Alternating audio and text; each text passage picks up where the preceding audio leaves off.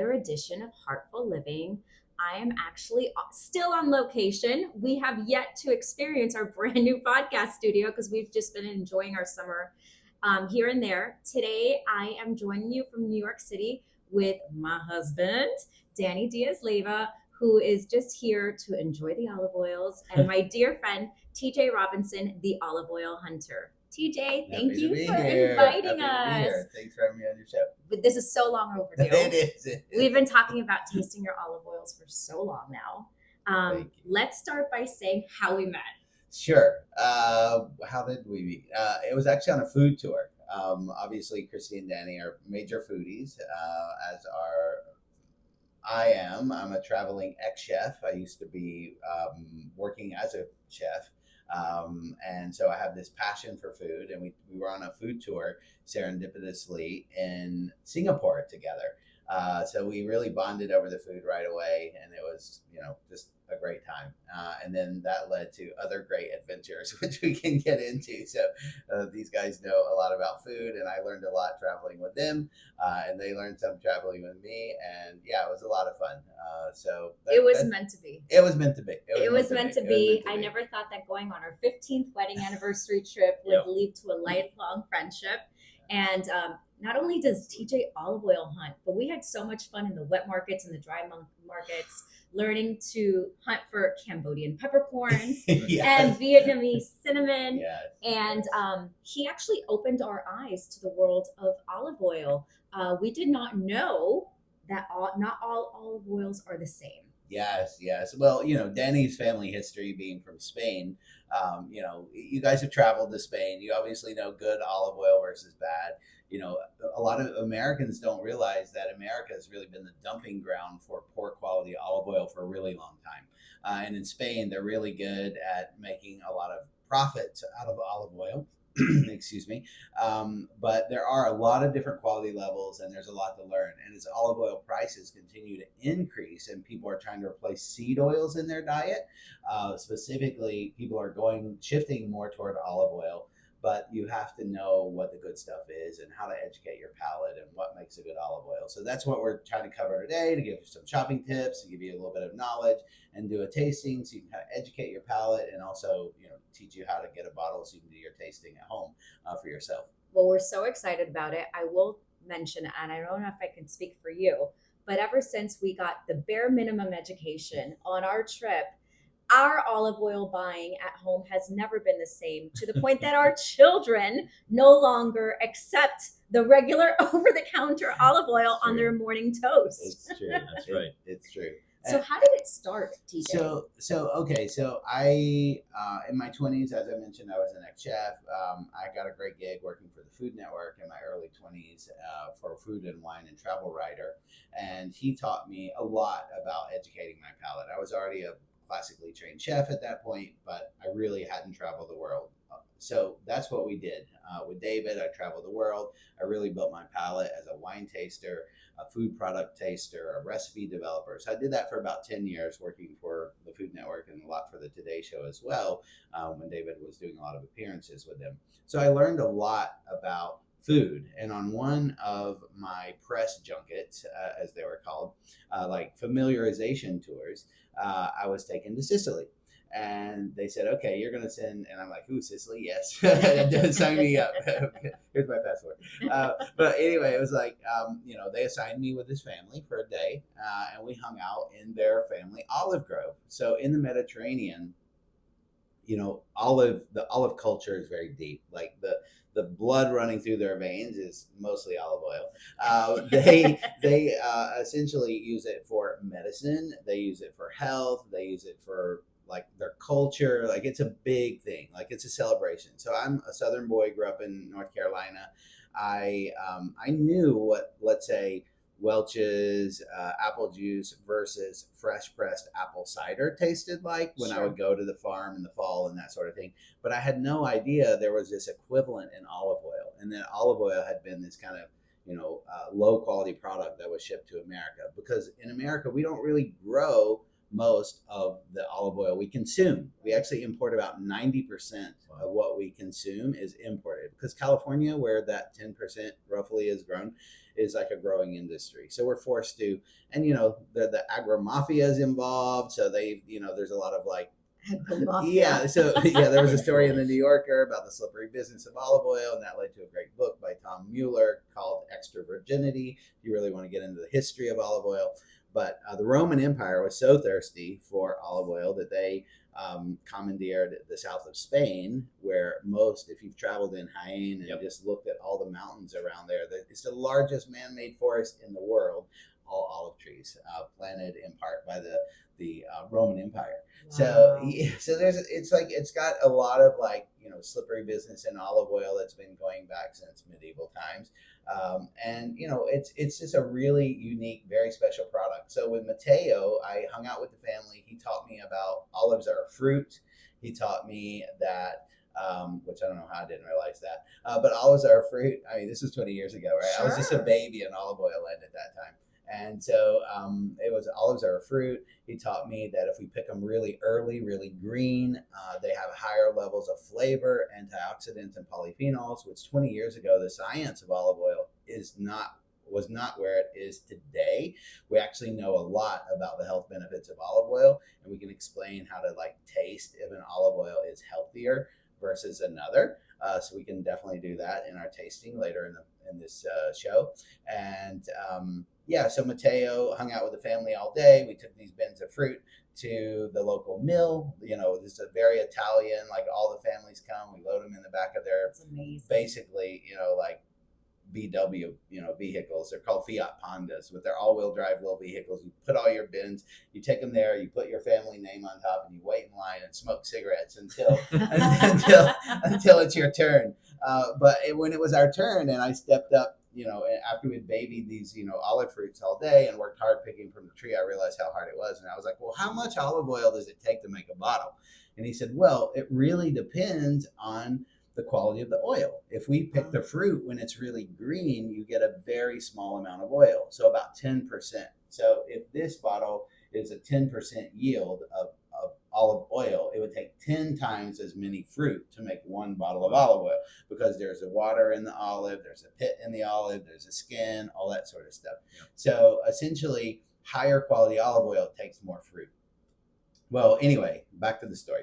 I stepped up to the press with a cup, quite like this one, and I was like looking at this green liquid gold flowing out of the mill, and I was like, I put my nose to the glass, and at that moment, it was like, aha. Like, I was kind of pissed, to be honest, because I was like, why had this been kept from me? Like, I was an educated foodie, I was a chef, I lived in New York, like, I didn't even know olive oil could taste like this. I was like, kind of made me mad, but also gave me inspiration to bring this back to my friends and family. So I was the first person to bring olive oil from Sicily by air in quantity to America, because it had always been sent here on a slow boat with, mixed with cars and the heat, and, people really didn't care about the quality. So this was harvested in November and here for December, and people flipped out about it. I mean, just the aroma, the flavor, all that sort of stuff. So that's what like started the trajectory, and this is, for me, is going to be my life mission, is getting this amazing product to Americans, to my friends and family. And then they flipped out about it, and they're like, how can I get more? And I'm like, well, I don't know. The harvest is once a year.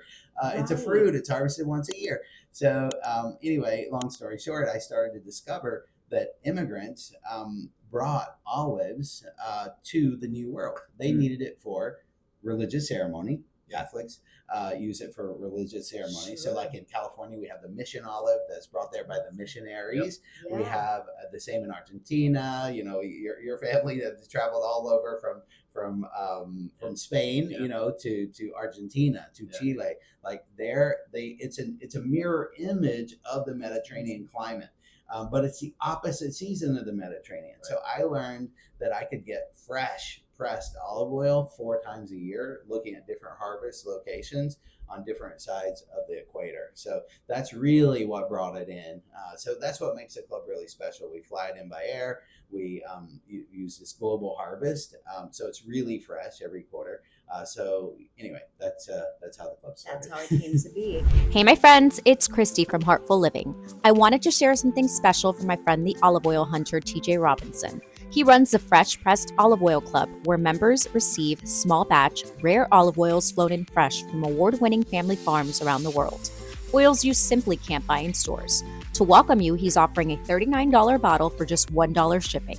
To receive this offer today, please go to my website, heartfulliving.com, and sign up. It's a taste of what the club is all about, and the perfect way to bring intentional, heartful living right to your table. And then today, we get 4 fabulous packages a year of olive oil. And I know that Danny and I have never looked back. And just to share with the community, we are not classically trained in the culinary world. We just like to eat, and we've tasted the difference. Yep. Our children, who are 11 and 13, Yeah. now know the difference. And you feel the difference in your body. So what they've actually learned about high polyphenol olive oil, which is when olives are harvested really green, is they have a very high level of antioxidants, and these have anti-inflammatory properties that are akin to ibuprofen. So there was a scientist from Philadelphia who happened to be an ibuprofen scientist. That was like his life's work. And he visited Sicily like I did. And he realized that when he tasted fresh olive oil, it tickled his throat the way an ibuprofen would do back in his lab in Philly. So he identified a compound in there and named it that is very much akin to ibuprofen. So anyway, so it's pretty cool. Of course, we know as this olive tree, which is this very spiritual, sacred part of the Mediterranean, life and culture. This has been used, as we said, for medicine, for food, for light. It was used in oil lamps, many moons ago before there was electricity. Right. They were using, even there's these large olive trees in southern Italy that are the biggest things, the Odobratica olive trees, the biggest ones. And I'm like, wow, why are these trees so massive? And what did they do with this oil? Because these are hundreds of years old. And they're like, oh, these were the original trees that they would sell the oil to Russia to light the street lamps in Russia, like hundreds of years ago. So there's just so much history around olive oil, and it's a beautiful product if it's done right, of course, because a poor olive oil can ruin a meal, as you guys know. Once your educated palate, it's like this common denominator, become a backbone of your healthy cooking. But if it's a bad quality one and you you start to recognize it in the dishes, and you're like, oh, I don't really want to be putting this oxidized product in my body. I want something that's health promoting, that has antioxidants and polyphenols and that sort of thing. And I think a lot of people right now in the world are making more adjustments in their health habits and in their eating habits. Sure. And this whole idea of clean and healthy eating is coming becoming more and more prevalent. Absolutely. Especially for our kids, for our growing kids, because we really don't know what it is that they're putting in food these days. And, at least I know that when my children are using your olive oils, we're clear of all those horrible toxins. Yes. Oils. So today I'm actually really excited because while we've had already the privilege of trying your European olive oils, we've never tried your South American olive oils. Nice. So can you tell us what you've brought for us today? Yes. So some of Danny's cousins, long lost cousins, have made it to Chile. In Chile, they started planting groves about 25 years ago. And when I make an olive oil for the club, I send out, a booklet on the olive oil. So I tell the story of the harvest. You guys get this pressing report, and it tells about why I am where I am. I'm in Chile because they're having a great harvest. They have these amazing olive varieties. I have pictures. This is one of the best restaurants in the world. The chef there uses exclusively the oils from the farm that I work with. And olive oil is an item in which people will compete with, kind of like a cheese of the world contest. Sure. Or a wine of the world with the Parkers and that sort of thing, where you have like the guidebooks. Well, this farm is ranked in the top 20 olive oil producers in the world. So there's a guidebook in Italy called Flo Soleil that ranks the top 500 producers in the world. And every year they nominate a top 20. And the farm that I work with, the Alonso family, because I've become very close with the family over time, supporting their mission and helping them get their oils to the U.S. They have been very consistent winners of Flow Sole. So it's really one of the top farms in the world. And mostly that's the type of farm I work with, whether I'm in Italy, the Italian set you guys got because you've been club members for a while. Yeah. Those oils, are all from Flow Sole winners in the past two. Spain, actually 3 of 3, they're all Flow Sole winners in the last 5 years. So these producers, they like me to come along with my tasting partner to make beautiful olive oils that are blends. So olives are harvested at different moments, have different flavor profiles, and they're also different olive varieties. So think of olive varieties as like apples. You clearly know the difference between a Granny Smith and a Golden Delicious and a Red Delicious. Sure. So in Italy, there are 550 olive varieties alone in all these little microclimates. You can imagine as an ex-chef and a saucier who love to make sauces, I think of olive oil as a sauce that Mother Nature made for you. Very much the way your son uses it on his toast. Like it's just like this wonderful flavor and health promoter. Way to think about it. So I actually think of olive oils as a sauce, and I make 3 sauces each quarter. So that's what we have in front of us. So I do a mild, a medium, and bold because you use different things in your kitchen. And honestly, there are no rules. Like you make it your own. Half the time I use bold oil on mild things. It's like I don't. I'm even in my house, and my wife Megan, as you guys know. But on this pressing report talks about the harvest. We kind of get to know the producers who we worked with. How we worked on it's always adventures of the olive oil hunter, which is, I think, this family, he's an amazing artist. There's a lot of kids, 5 boys in the family. They're, strong Spanish history. They're from the Basque Country. Abel Alonso, the guy that this is named after, passed away, sadly, about over the past year. So we did this to honor him, this label. And he immigrated from Spain to Chile and built a very successful shoe company, one of the most successful shoe companies in Chile. But he remembered the Mediterranean, and he remembered, in bad times that his family had a farm and they had great olive oil and they had great vegetables, and that was like security for him. Sure, absolutely. So he said, look, I want my future, legacy to be that my family is protected and diversified. So that was like what he did, the last 20 years. He planted these olive trees and, built up this amazing farm. So anyway, we publish recipes about it. That's my favorite part. Recipes, a little health section, because, we talked a little bit about health, but the science of olive oil is really catching up. So you've got all these universities in Mediterranean climates that are obviously trying to promote their product to the world. They want the Koreans to buy it. They want the Chinese to buy it. They want us to buy it. And so what they're really starting to study is the health benefits of olive oil and all these particular elements. And the one thing we've learned is that most of these benefits decrease by time. And decline over time. So, there are a few things that are enemies of olive oil. That's oxygen, light, time. Those are like the big ones. It's photosensitive, so you never buy olive oil in a clear bottle. You always look for a harvest date on the bottle, not a best before. What about weather? What about temperature when you are purchasing an olive oil? Yeah, you want a place that's cool. You don't want it like hot under fluorescent lights, and you want a place that has a lot of turnover.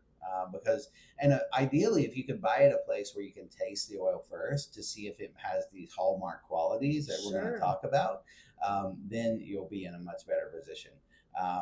And obviously, if you just want to automate it and know you're getting like the top of the top of the top, just join the club. Exactly. That's easy. That's the easiest thing to That's do. easy. That's easy. So there's recipes that go out to teach you how to use the oil. I get these from the families when I'm traveling. I also, my wife, as you know, Megan, who we've traveled with, is an amazing home cook. So she, helps us test the recipes as well as my team. But yeah, even desserts with olive oil. So anyway, and how to host an olive oil tasting party is on the back. So anyway, these pressing reports come out. There's a tasting card that explain, some general parameters about, how things you might want to look for, right? We do this as a group. We're professional tasters. You're not going to find all these things. It's alive and evolving. So you're not going to be like, oh, I smell that, but it just kind of gives you a rough idea. Like if you're making a steak, for example, you might want to head in the direction of a bold oil. So just think bolder foods, bolder oil, lighter oils with lighter like foods. salads and lettuces and tomatoes. Exactly. So actually, Danny can talk more about that because Danny is the one that has been experimenting with your olive oils in our kitchen. Yeah, let's hear it. So what have you made so far, honey? Oh, lots of things. Definitely, obviously salads and vegetables kind of come Daily. to mind, just basic. Lots of pastas as well. Yeah. I know. I got a picture of the Yeah. one that looks We so made a good. linguine vongole. Yeah. That was just out of control. I'm not a chef like my friend TJ here, but I love to cook. I learned from my mother, and I spent a lot of time with her and cooking with her. So that's actually part of our bonding. So trying out the different olive oils with the different blends of light to bold foods obviously will dictate and inform what olive oils we use. And why don't you share what you started doing for our 13-year-old son who now yells at me in the morning before he goes to school because the toast is not with TJ's olive oil. Oh, no. So it's funny. We took a family trip to Asturias, which is where my father's family is from, and we stayed in Avilés, which is a small town in Asturias. Beautiful place, and we stayed in a beautiful hotel which had a huge spread, and lots of breads and croissants and pastries and all kinds of stuff, and you kind of run it through a toaster, and my son was like fascinated by it. And they started putting olive oil on it and salt and stuff, right? So that kind of spoiled my son. Yes. So naturally we get home, and now we start using TJ's olive oils, and my parents, they call it abuelo's bread, which is Italian 5-grain bread that they buy. Yeah. And my father, their grandfather, obviously started doing that with the olive oil, kind of, to give them, the taste of Spain. Right. And so now we're using TJ's olive oils on the bread, and with a little bit of Maldon salt. A little bit of Maldon finishing salt, just to add, insult to injury. So it's so my children have very gourmet bread for breakfast. Well, the healthy fat component. So one thing we're learning, like, oh, my kids are eating a lot of fat. Well, if these are healthy fats, they actually create high polyphenol olive oils, create a very high level of satiety. We feel a very high level of satisfaction, and we stay fuller longer. So there's a research. There are people who use this style of olive oil for fat fasting. There are people to extend like their fasting window, or to just, include it in their meal. And I love that you said, I keep it simple, because I am all about simple. Like, and that's the thing in the Mediterranean, especially in Spain and Italy, people are like, oh, the food's the best. And like, it is the best. Most of it has like 4 or 5 ingredients, right? And one of those is a good olive oil, or a great olive oil, or good olive oil, good salt, and just, pretty basic, maybe some herbs, and then whatever the other main ingredient is. So I think keeping it simple is where it's at. I think, to get away from processed food, learning to cook very simply and have it focused, and let olive oil kind of be the backbone for that, because you can use a lot of leverage with olive oil. Like if you make a vinaigrette, let's say you guys live in Florida, you have great fish, make a nice vinaigrette that's got some lemon, some fresh herbs, some olive oil, a little salt and pepper, just again keeping it quite simple, maybe a little honey. Use that, mix it together. Use that as a marinade for the fish. Okay. Use a portion of it for a marinade for your fish before you grill it. When it comes off the grill, actually drizzle a little bit of that vinaigrette over it. Yeah, because it just soaks it up like a sponge. You do it with chicken too, and it makes this like pan. Not we call it a board sauce, but you can put it in a plate, obviously. But this like board sauce that it makes, and that then you can take the same vinaigrette and toss with some bagged salad greens, for all I care, just whatever you have, and put that on a plate. Throw your fish on top, and drizzle it with a little olive oil, and or your vinaigrette that you've got the other half, and so you've got this layered salad with like basically 3 ingredients. It took you no time to make, but like how to leverage an ingredient or make something like that that's got fat, it's got your acid, it's got your salt, it's got your herbal note, it's got the health benefits of olive oil, because people don't realize a lot of classically made dressings that you would like buy from the supermarket, if you really read the label, have a lot of really bad fats and also really bad stabilizers and a lot of added sugar. So it's just, even when we go Right. to a restaurant, we take a bottle of olive oil and we're like, can we have extra lemon and lime for our water? Because we normally order water, a bottle of water. And so they're happy to bring that. So I squeeze that on my salad with a little bit of olive oil that Megan, sneaks in her purse. Love that. So we avoid, and you Yeah. mentioned about people trying to clean up, like healthify their diets. Yes. 28% of people are actually Americans are actually trying to remove seed oils from their diet.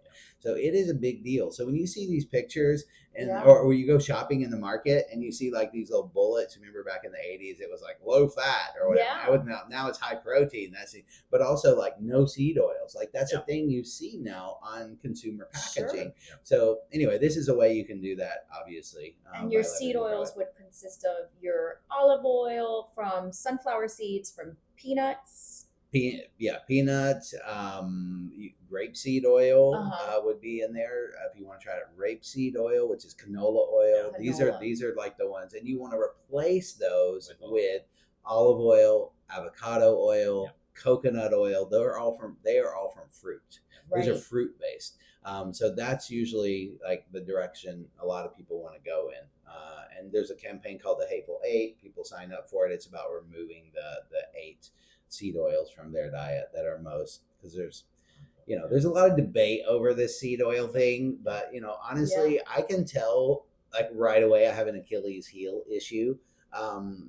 From, I call it sports injury, but I'm not that sporty. But anyway, I don't know. Maybe I don't know. I can't claim it was an eating injury, but anyway, it was. When I go out to a restaurant where I have high levels of seed oils and I know it, Yeah. then I feel it the next day immediately. Sure. The inflammation is like right there. So for me, it's like when we eat at home, very simply. And whether you're grilling something, when the minute you take it off the grill or out of the oven, let's say the roast vegetables you talked about, it's just simply, cut your vegetables, put it in the oven, when they come out, or even when you start to roast them, start them with a little bit of olive oil, toss them, season them, bake them, or roast them. And then when they come out, just dress them with a little olive oil when you put them on the platter to serve them, and just, again, using it as just kind of like, keep it simple, let Right. the olive oil do the work. It's when people taste fresh olive oil, they're like, well, what's the difference? I try to come up with this idea of, okay, the olive oil you're used to using in your kitchen is likely like dried herbs. So think dried oregano, dried basil, etc. Fresh pressed olive oil is like fresh herbs. So, growing up in the South in North Carolina, I don't even think I was exposed to like fresh herbs until I was like, in my teens. Like Yeah. I didn't Of know, course. what basil was back then. Right. I just thought it was this thing in a shaker that was in the cabinet from probably the 60s. God only Right. knows. But anyway, Right. but it's the difference of like, if you're used to dried, that's what fresh tastes like. Yeah. It's a good kind of analogy. So if you're looking at home to kind of understand the difference and what you can expect, how fresh herbs, have, more health benefits. They have more antioxidants. They have, all these essential oils in them. Fresh herbs do that, if you touch them, they're on your hands and you smell Right. them. Well, fresh olive oils are kind of the same way. And let's be honest, it tastes good. At Heartfull Living, I believe in building a community, not just a brand. The partners we feature aren't just sponsors, they're part of our tribe. Kindred spirits who walk alongside us in this journey of intentional and joy-filled living. From soulful products to meaningful missions, each one is aligned in both heart and purpose. These partnerships are about more than collaboration, they're about connection. And if you're a brand, a creator, or a business who shares our values, we'd love to hear from you. Let's create something beautiful together. Visit us at heartfulliving.com to connect and become part of the Heartful Living story. It tastes better too. Yeah. So yeah, you got the health benefits. Yeah. It does So taste even better. if you don't have a sophisticated palate and you're not educated, you will taste You the will. difference.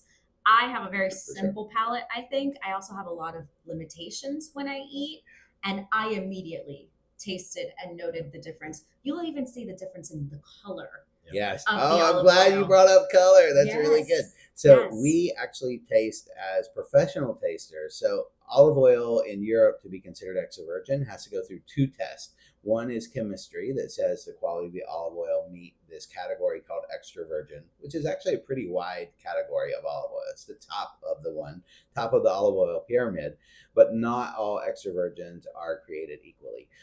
It's a very wide category. Not all and- virgins yeah, created equal. Yes, and so essentially, what the way it works is, and it may have been extra virgin when it was placed in the bottle, Okay. which may have been 2 or 3 years ago. It's actually dated on when it was bottled, not when it was made. So you really don't know what you're buying when you're Sure. buying. We'll call it commodity level olive oil. That's Okay. what most people consume in the U.S. is commodity level olive oil. It's not artisanal. It's like the difference between shopping maybe at like an Aldi versus a specialty market. So this Okay. is like an artisanal product that is Right. by a small family, like you'd buy at a farmer's market. Sure. Versus Shop local. Yeah, shop local, Right. but globally, but locally. Yeah, Yeah. exactly. So because I'm the single link in the chain between the producer and my club member, and I micromanage everything, as you guys know. You're Right. always with me. You see me on my phone, like, "Where's my olive oil?" I've got That's air true. tags on. I'm like, "Okay, is that sitting in the heat? No, It's get that out true. of the heat." Yeah. So it's like, so He air tags them. Yeah, they're air tagged. I know everything. But yeah, I'm there, and I do these tastings, and I select these oils, and they're my babies, and I bring them to the club members, and they really love them. But olive oil, speaking of these glasses, goes through 2 parameters. One we talked about was chemistry. The other one is an organoleptic tasting panel. So there's a group of 12 people at this very top lab in Italy, and these tasters actually pour the oil into a blue glass, and they have an assessment sheet where they rank them on some of the things we're going Right. to taste when we taste them. And actually, color is not an indicator of quality. Ah. So yes, some oils are greener than others. It really has a lot to do with the chlorophyll inside the fruit and the type of machinery used. But I don't know about smart. The guys, the big bulk guys, they know that they can add a little bit of green color to their olive oil and make it Wow. look like or seem like it's better. So anyway, yeah, Interesting. and that's what they did in the 60 Minutes segment. They actually had Wow. they brought in one of these olive oil counterfeiters. If you want to look up the 60 Minute or link to it in the show notes, you can actually see how they do this, where they like trick people into thinking it's a better quality olive oil. Well, they got me. Yeah, and yeah. Well, even unfiltered oil. People look at a bottle and they think, "Oh, like it's unfiltered." Not mine, but they get it in a clear bottle, which you should not buy olive oil in a clear bottle because it's no good. Okay. Because light kills olive oil. And they see it's very cloudy and it's got this nice layer, and they're like, "Oh, that looks like authentic. That looks like the real deal." Turns out that what's in there is vegetable water and yeast, Oh. and it starts to ferment and off flavor the olive oil. And if you're a professional panel taster, use these glasses, and you immediately assess that would have what's called a defect. That unfiltered oil would officially be defective. So, which would throw it out of, if it were bad enough, out of the extra virgin category. So it's a real big deal. Now in the U.S., we don't police our olive oils the way they do in Europe. Right. They're much stronger there. They're a very strong lobby. The U.S. FDA, they do a great job at protecting us from getting sick on fish and seafood, Right. and meat and that sort of thing. They're not highly focused on olive oil because there's not a lot of people dying for consuming Sure. poor olive oil. But yeah, there's a lot of research that's done and a lot of media that's splashed about how oils are counterfeited. By the crazy. commodity producers. So that's kind of a fun rabbit hole to go down. But it's like we talked about going to the farmer's market, shopping local. Like if you have me as your olive oil concierge / sommelier, like I'm getting you the best, and you taste the difference clearly. But it's a way to kind of shortcut the whole thing and just like write it off and just have it automated and have the best. Well, thanks for doing the hard lifting for us and all that horrible travel across the world. You're small enough to fit in my suitcase. I make a really great carry-on. I'm great tag-along. Yes. So let's get into it. Yes. All right. Okay. So if you're at home, and I think we should taste 2 olive oils. So we're going to use plastic cups just to keep it simple. So we're going to taste the mild, and we're going to taste the bold. So And these again are from Chile. These are from Chile. So Southern Hemisphere. I was there in May. Club members had them in June. So this was my June shipment. So we're gonna taste. This will be our mild. So I'll fill up my cup first. So we'll start with the mild on the left. I'm putting about a tablespoon in mine. I'll leave that lid off for you. So you do the same. So that'll be on your left, and then on the right, we're gonna do mild. the bold, which is the Pequal. Here's your mild. And I do love the color. I'd say it is seductive. Well, I was gonna say, look at that color. No, that's okay. You're allowed to. You're allowed to. I'm seduced by it as well. It We're doesn't. doing this one too. No. Oh yeah. Sorry. I put So- the yellow on that. Yep. If you could Yeah, just yeah. hold up your cups right now, because there is a difference in color. There it is. Yeah. It's very visible. One is much greener Yes. and one is more yellow. And I can assure you that both of these fruits were harvested perfectly green at the same moment. They're very Really? green. It's just Do you see that? the olive variety on the right is Pequal, which is from Danny's homeland in Spain, and is one of my favorites. If I had to ever rename the club, it would be the Pequal Club, because I'm like, it's the olive. You know, if you're like an apple person, you're like, I'm a golden delicious guy. Then that's always how you what go. I like. This is my golden delicious. It's like, I love that. And for our winos, it's the same experience as wine tasting. Absolutely. So we get together as a group like this, Yeah. my small group, and we put together a tasting note card. So people keep this in the kitchen. They can kind of refer to That's it. what we do. Yeah, and it kind of Yeah. gives some food pairing suggestions as well. But we want to go real basic here. I want to teach your folks like really the three things they need to be able to identify quality olive oil. So we'll start with the first one, which is Denise Langevin, and I'll walk you guys how we do it. So they would do this in a professional setting in a blue glass. It's shaped this way for a very specific reason. But what we're going to do, we're going to take the olive oil and we're going to cup it in our hand. And why are we doing this? We are warming the olive oil. We don't have any perfume or anything. And then I'm going to cup over top. Oh, I smell it. And we're not going to actually taste first. We're going to do that organoleptic. We're going to start with a nose. We're going to do the nose on this olive oil first, just to see. I mean, it's perfectly clean. It's extra virgin and certified, third party, and I know it's the best in the world. But we're just going to start to identify some of the aromas that we find in the oil. Because you should smell. So one of the things you look for is something called fruitiness. Fruitiness doesn't mean fruit like just banana or whatever. It could mean herbal, it could be grassy, it could be banana, it could be a lot of things. So look for fruitiness. Your olive oil should not smell like wax or crayons or other kind of Heaven flax. forbid. It should smell alive like a garden. So all right, so we're gonna do a smell. And remember, he said that it's a fruit.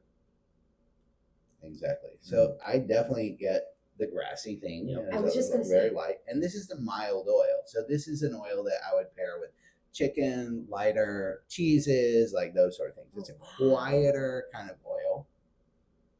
I feel like I'm sitting in the grass, Totally. overlooking some hillish Mm-hmm. beautiful landscape. So Yeah. that was one of the things I wanted to share, It's that amazing. when I tasted your olive oils for the first time, when I opened them, obviously you had suggested smelling them, Yes. and it's just a marked difference with any other olive oil that I've had buying off the shelf. I don't care if it's in a specialty store or not, high quality, whatever. Yeah. It is True. truly like you stepped out into a farm. That's right. Exactly right.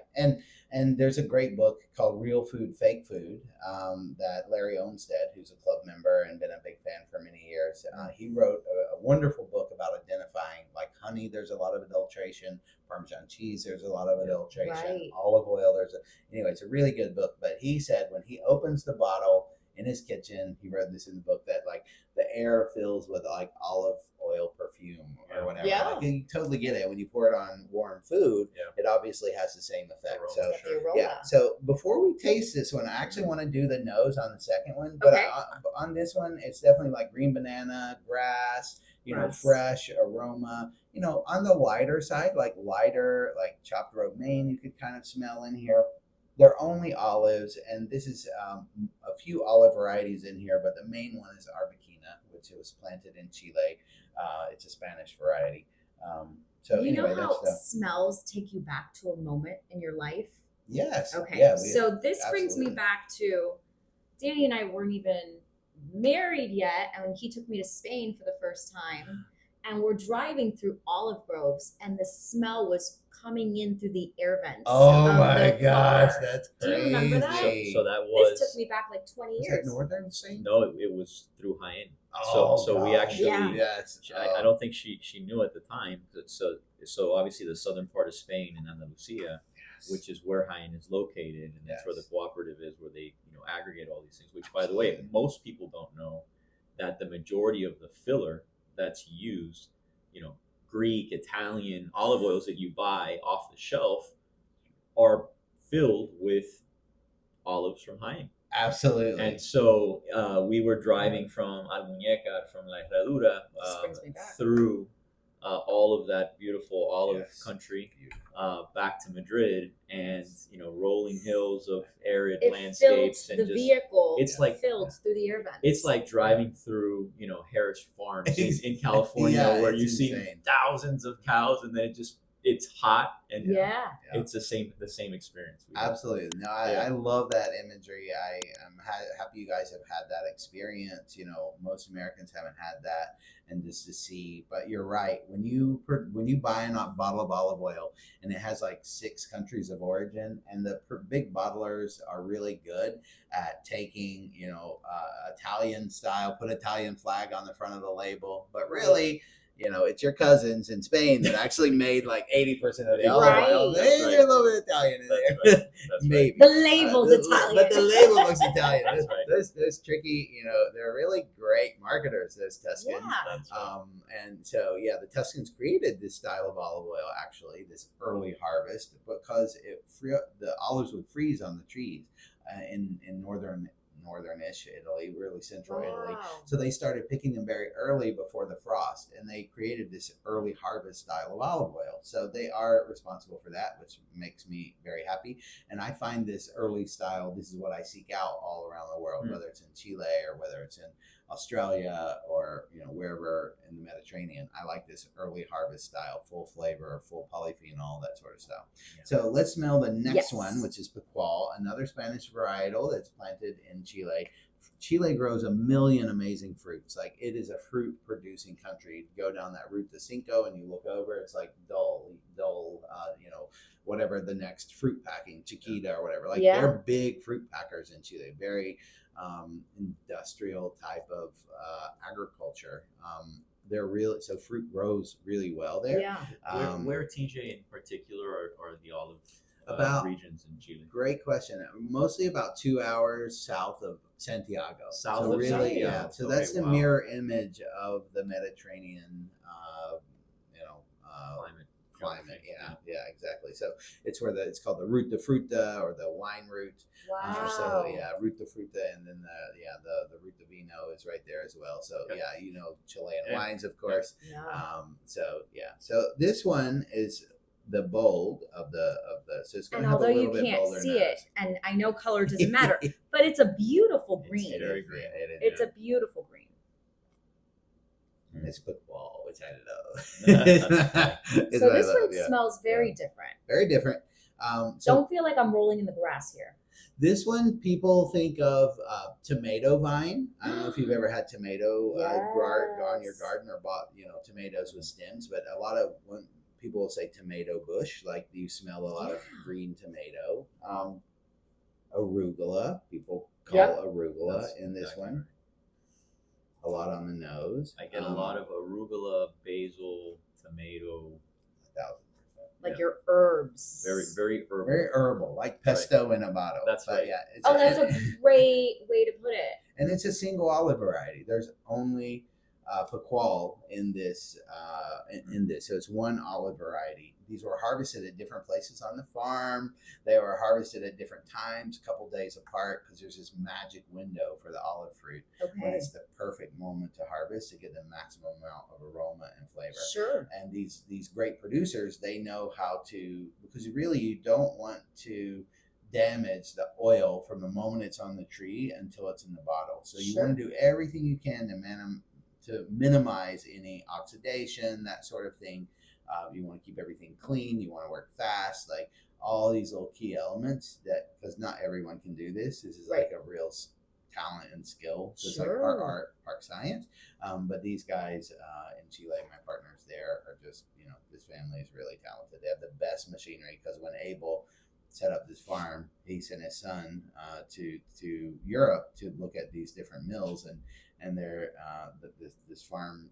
The mill that they picked is the most expensive. It's the like Maserati of Spanish. Wow. Well, it's not Spanish, but of milling equipment that was available. Sure. And he's like, we want to make the best olive oil in the world. We need to have the best equipment in the world. And that's what we're going to do, because that's what we're doing for our family. Because that's the oil he wanted to put in his body. So he's like, I'm tired of the bad crap too. Like, I'm going to make my own and make it good. Absolutely. So anyway, we will taste. So we talked about how to identify no. So always try to smell your olive oil, put it in a small cup at home. Try to identify things that are fresh and fruity and those sort of things. So that's step one of what you look for in a quality olive oil, the same as a professional taster would. Now we're going to actually taste, starting with a mild and then moving to the bold. So we're going to warm it up again. We're going to take a small sip, and we're just going to roll it around our tongue. So a small sip. We're going to let it roll. It's kind of like, it's so smooth. It is. It's very fruity. It's like green banana, lettuce. I'm not finding the banana, but I'm finding the lettuce. I love it. It makes me smile. But one thing people will realize if they taste this is it's bitter. Mm-hmm. Even for a mild oil, there's bitterness. So that's the second thing you want to look for. Bitterness tells you it's from early harvest fruit, which is where the health benefits of olive oil are. So olive oil should be bitter. And when I mean bitter, it's like walnut skin or overbrewed green tea. Maybe you get a little green tea kind of flavor in your mouth. But you want to look for bitterness. There is a little nuttiness coming through now. And after. Yep, this like finish, but it's very clean. It's just very pleasant, and it tastes fresh and delicious. Mm-hmm. And then none of us coughed this morning, but you definitely feel the tickle in your throat. Yeah, the tickle in your throat. You just did. Yeah, well, you definitely with the bowl, we might be all having a coughing fit over here. Okay. And I remember the first time that I stepped up to a press in Tuscany. The producer said, TJ, be careful. And I was like, what? He's like, this is a 3-cough oil. And I'm like, what do you mean a 3-cough oil? He's like, no, it's so bold that it's going to make you cough like 3 times. So they'll identify an oil as like a 1-cough, a 2-cough, or a 3-cough oil. So this might be a 1-cough oil, and then maybe we'll see. I mean, you're going to see us at the supermarket now. Can we have a test? I'm not coughing, TJ. Not coughing. Well, so that spiciness tells you it's fresh. So, a really good oil should have this like lingering pepperiness or a little pinch in the back of your throat. Yes. And if we had a second sip, you're probably going to feel more of that on a second sip. But anyway, well, you might need some more. But anyway, so those are the 3 things. Fruitiness, which you taste as well, bitterness, and spiciness. Those are the things. So if we had the lab report in front of us, that's what you would see. This panel is going to score you level of fruitiness, which is like leaping out of the glass, and no defects, of course. They don't want any defects. And then the level of bitterness and the level of spiciness. Those are kind of the numbers. Okay. And it doesn't mean that like the most bitter oil or the most spicy oil is like the best. Again, you want this harmony. You want it to have a personality. You want it to have flavor. It's something you want to put on your food. You want it to enhance. So like with this one, we talked about fish, we talked about chicken, we talked about some soft cheeses, charcuterie, beautiful salads, especially salads that contain fruit and nuts. Because think about that green banana in here and some of those other like tropical flavors. Something with walnuts. Yes, nutty would be perfect for this one too. Like I love taking roasted nuts, crush them and put them on the salad along with the olive oil. It just is like this flavor explosion, whether it's walnuts or pecans or slivered almonds or whatever. But really nice technique for amping up flavor in salad. So I'm going to move to the second one, which was the Picual, the Abel Alonso Picual. While you guys are smelling this one, I will read our very. I'll see if you guys can identify some of these things. I'll read some of our fancy tasting notes and see what you think. A Picual lover's dream. This is a bold expression of the cultivar. It's intensely green and herbaceous on the nose. Green tomato, tomato leaf, celery, arugula, and Asian pear, with notes of chopped basil and peppermint. That's what you got. So there's like that freshness that's in there of the mint and of course the green tomato.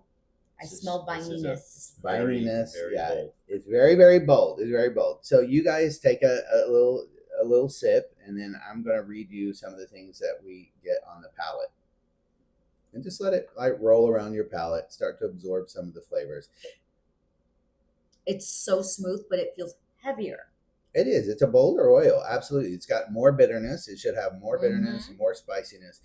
And obviously these are very different on food, right? We're tasting them here in a tasting cup. When you drizzle this on a steak, you have different, quality, different levels of intensity. There's a third level. There it is.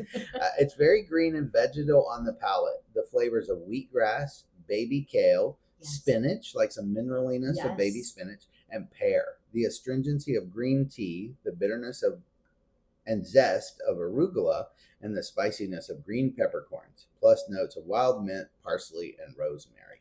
So anyway, you talk about what you taste while I have a little bit of it too. I want to see how it's doing. We're so excited to be partnering with Harbin House. Right now, you can take 20% off your skincare favorites with the code Heartfull20. I also had the chance to join Courtney on the Beauty Formula podcast to talk about beauty, intention, and living fully. You can listen on all major streaming apps. Don't miss it, and don't forget your code Heartfull20 for 20% off at Harbin House. I actually have a question about the bolder olive oils, and somebody who's in the kitchen that might be scared to go with the bolds when they receive the bold the bold olive oils. Yeah. What would you tell them? I would say baby step it, like use them in things like morning smoothies, use them in things like, like that grilled steak that's going to have that char on it. Okay. So when you pair it, it really it's kind of like when you're pairing wine with food. Like you're usually not pairing big, bold reds with white sauce pasta, it's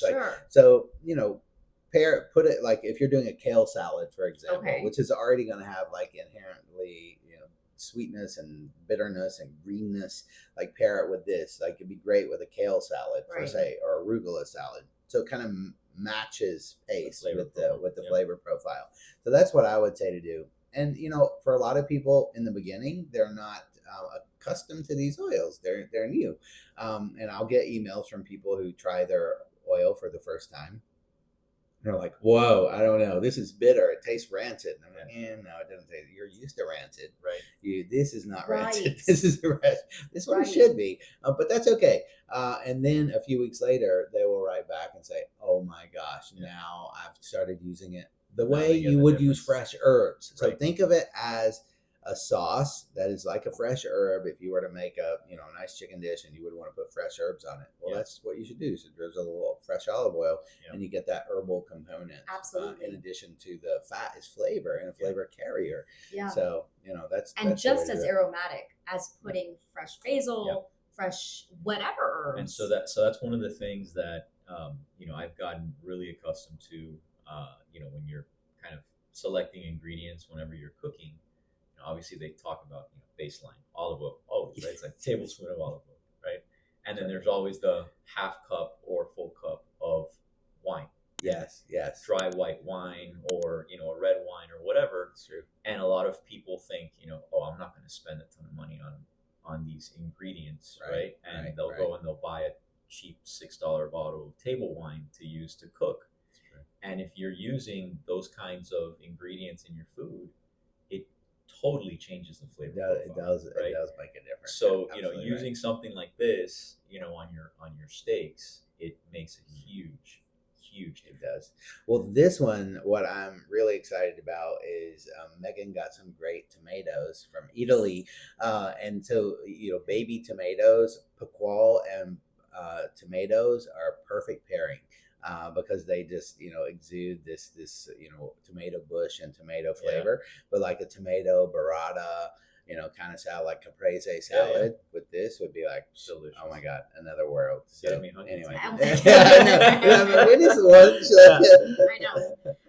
So something that Danny mentioned about it. Well, I don't want to spend the money on the more expensive olive oil, because I'm just going to use a little. Well, less is more, and it actually goes a long way. It goes a long way. There's a lot of servings in here, actually. Yeah. There's 17 in this one, and there's 30 some in the larger bottle. So it comes in. So there's two for your folks. I've set up a custom link. So for your friends, they get a full size bottle, depending on which size of the club they join, but they'll get a full size bottle, $39 for only $1, and that's just to try the club, $1, and that's for them to educate their palate. Like that's the mission I've been on, is educating palates, and that's my main goal. So get people to experience what great olive oil tastes like. They can have their own tasting cups in their home, taste what they're using now against a fresh pressed olive oil, understand the differences. Absolutely. The same way we did here. So people can join for $1. If you love it, great. You don't do anything. If you don't love it, let us know within 2 to 3 weeks, and it's done there. You don't owe anything. It's nothing. It's just you pay the $1 for the sample bottle. And then if you love the adventure, you just stay with me. And people usually just love the olive oil, and they can feel the difference, taste the difference, and you just use it.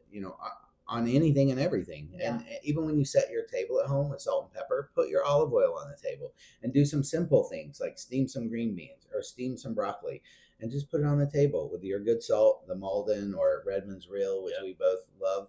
And put that on with a little bit of olive oil. It's like 3 ingredients in that dish. And it's like, I remember Megan made this incredible Thanksgiving feast, and with all the fixins, and one of the things that she made was some steamed Trader Joe's haricots verts. So she just simply steamed these green beans.